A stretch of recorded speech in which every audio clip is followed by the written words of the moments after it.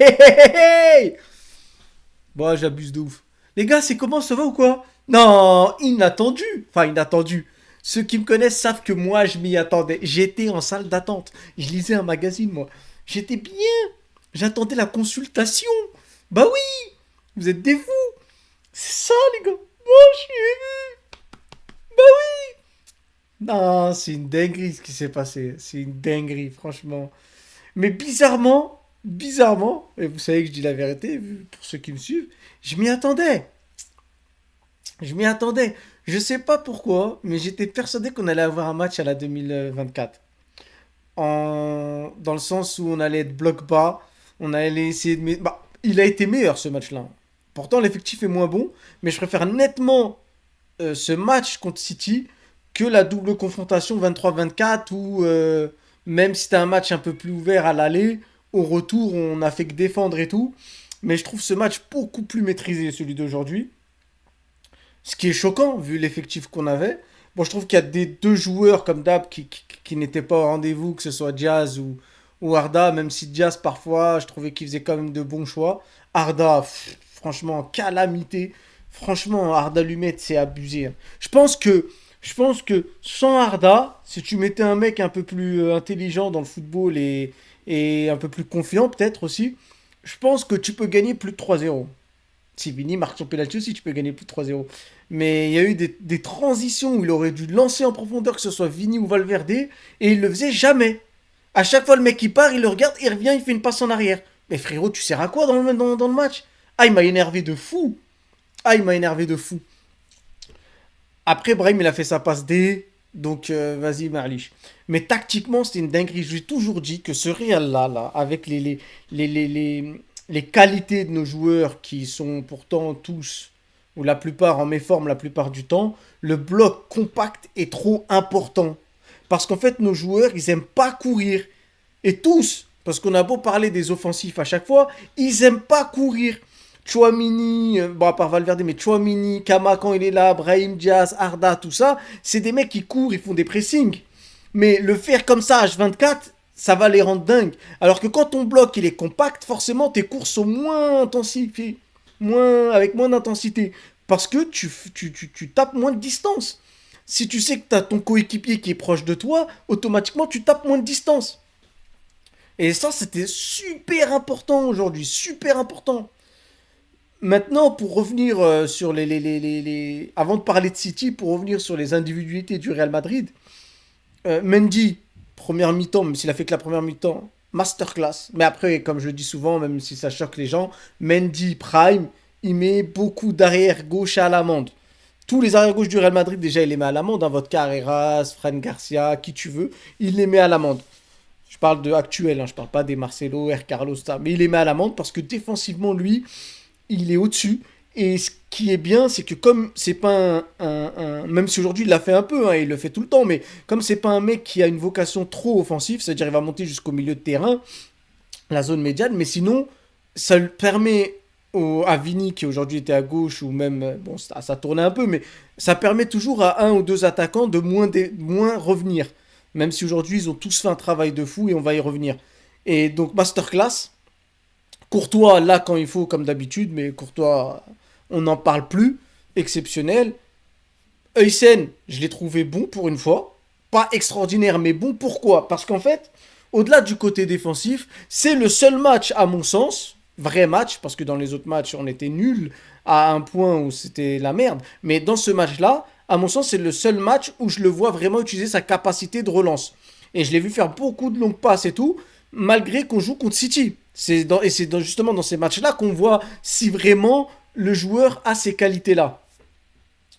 Donc c'est un super match. Rudiger comme d'hab. Rudiger c'est un mec, je lui demande juste d'être solide. Il a fait une petite glissade à un moment là où j'étais en mode j'ai paniqué, mais sinon ça va. Maintenant, Trent, bizarrement, je vais dire qu'il a fait un bon match parce que j'ai trouvé son côté défensif par rapport à ses derniers matchs super. Même si par contre sa qualité de passe aujourd'hui, on l'a pas vu. Après, j'ai l'impression que Trent, c'est un joueur où en fait on peut pas tout lui demander. Et ce que je peux comprendre, parce qu'en vrai, c'est le football, c'est pas comme ça. Quand tu arrives à faire toutes les choses qu'on te demande, c'est-à-dire être bon offensivement, enfin dans la passe pour Trent, et bon défensivement, tu fais un match parfait en vrai. Et les matchs parfaits des joueurs, c'est pas tous les jours, les gars. Et c'est la même chose sur Vini, on va y revenir. Chouameni, je l'ai trouvé extraordinaire. Franchement, Chouameni, aujourd'hui, on n'en a pas beaucoup parlé. J'ai vu dans les lives, ça en parlait pas beaucoup. Chouameni, je l'ai trouvé extraordinaire. Pourquoi? Parce que ce que j'ai aimé de Chouameni, c'est parfois le tempo qu'il a mis. C'est-à-dire d'obtenir la faute quand il faut, d'essayer de relancer la balle, de ne pas faire que des dégagements, ce qui me rendait fou. Et je trouve ça super bien joué de sa part. Valverde, masterclass.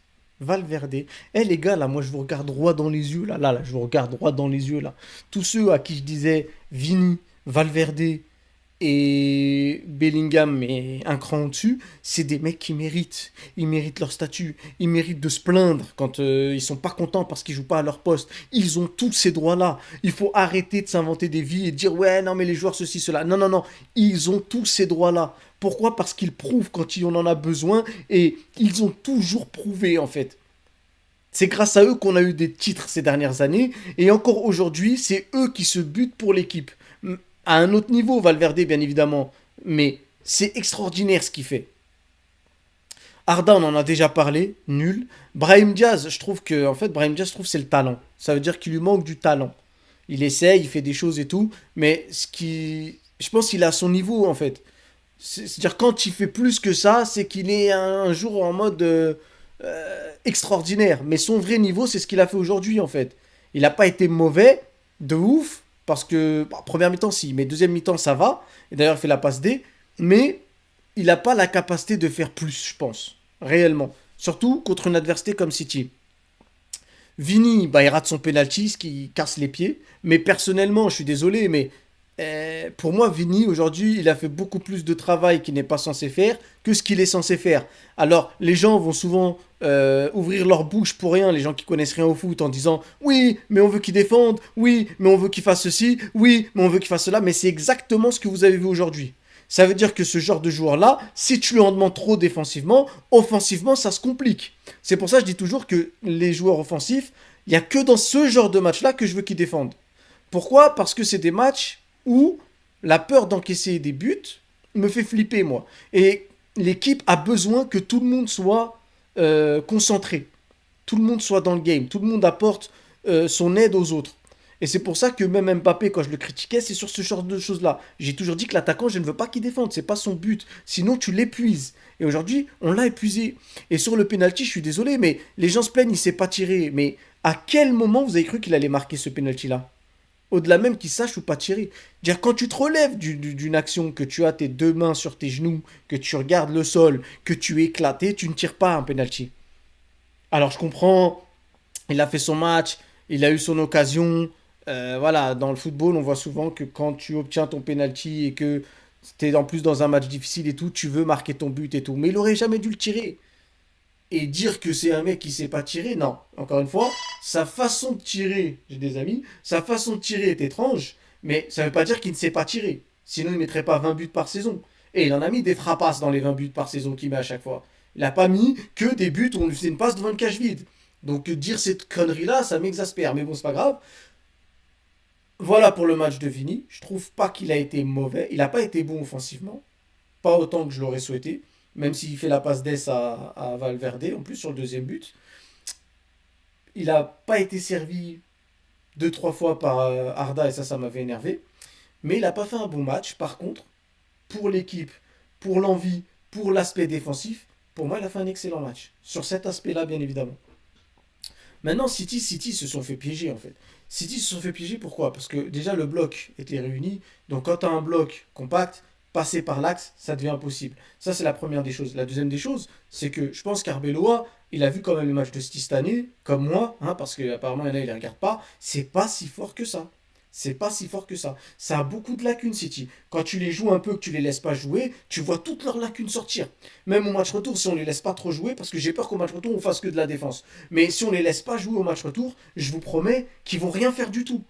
Ça, c'est si on les laisse pas jouer. Donc aujourd'hui, ils ont tenté. Euh, Mais on a tout bloqué en fait. C'est-à-dire que tu peux même pas dire ouais, non, ils étaient nuls sur ceci, sur cela. Là, pour une fois, parce que d'habitude, je dis toujours que l'équipe d'en face est nulle et tout, et qu'on joue des faibles. Là, on joue City, donc même si je trouve que c'est une équipe moyenne haute cette année et pas là où les autres la mettent, moi, je trouve que dans notre aspect défensif, notre course, notre pressing et tout, c'est plutôt nous qui avons éteint City plutôt que City qui n'a pas été au niveau. Réellement, pour moi, ils n'ont pas été au niveau, mais pour moi, c'est nous qui les avons rendus comme ça sur ce match-là. Et on l'a vu, parce qu'ils ont quand même eu des occasions. Mais si tu regardes, par exemple, oh, les gens qui... J'ai un pote à moi là qui m'a osé me comparer Doku à Vinicius. Putain, mais faut du temps, les gars. Faut du temps, faut prouver dans plusieurs gros matchs et tout pour mettre ces joueurs-là au même niveau. Mais bon, vas-y, Marlich. Dès que Vini fait une mauvaise saison, ça y est, les gens ils vont penser qu'il est éclaté et que tout le monde lui passe devant. C'est pas comme ça. Mais bon, bref. Doku, on l'a vu aujourd'hui. Que des choix bizarres. Les 15-20 premières minutes, il nous a un peu déséquilibrés. Mais tu regardes bien que ses choix, ils sont très bizarres. Donc, il me rappelle un peu, bien évidemment pas à ce niveau-là, parce que Vini c'était abusé, mais il me rappelle le Vini des débuts, moi. Un mec qui sait faire toutes les différences du monde et tout, mais qui derrière peine à toujours être carré dans l'axe. Et les matchs où il est carré dans l'axe, c'est en PL, parce qu'en PL, justement, les gens ont peur de City et qu'ils les jouent pas vraiment. D'ailleurs, les seuls matchs où City affronte une équipe un peu qui les joue, c'est peut-être ce qui fait qu'ils sont aussi loin d'Arsenal. Donc voilà, moi je trouve que le match il a été bien maîtrisé, malgré l'effectif qu'on a. Parce que moi, ce qui me faisait plus peur, comme je le disais, c'est plus l'effectif. Pas le fait qu'on gagne ou qu'on perde, parce que pour moi, j'étais confiant et j'étais persuadé qu'on pouvait faire quelque chose. Maintenant, l'effectif fait flipper, mais au final, on est là. On est là où on était censé être, les gars. Je vous le dis, moi. Peut-être pas 3-0. Je vous avoue, je voyais pas un 3-0.